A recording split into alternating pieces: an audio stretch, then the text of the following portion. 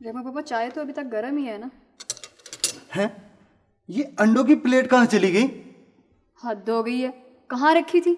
अभी मैंने इस जगह रखी थी। कमाल करते हो रहमू बाबा आप भी। यहाँ रखी थी तो घर में कोई जिन भूत रहता है जो उठा के ले गया। मगर बीबी जी वो कहाँ चली गई? कहाँ चली गई?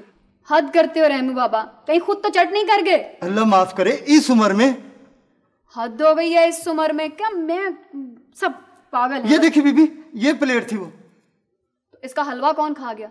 ये तो मैं खुद भी हैरान हूँ इस उम्र में। हद हो गई है। तुम्हें किसने कहा था किचन से जूठी प्लेट उठा के लाओ? जाओ जाके दूसरी प्लेट लाओ। अच्छा जाओ ना, जल्दी करो। हाँ नस्तूर भाई, ये अमेरिका वाले मामू को ज्यादा तंग नहीं करना। सिर्फ इतना ही तंग करूंगा कि वो यहाँ से दुम दबा के भाग जाएं। मामू जान की तो दुम ही नहीं है। ओहो हाँ, ये मुहावरा होता है भाई।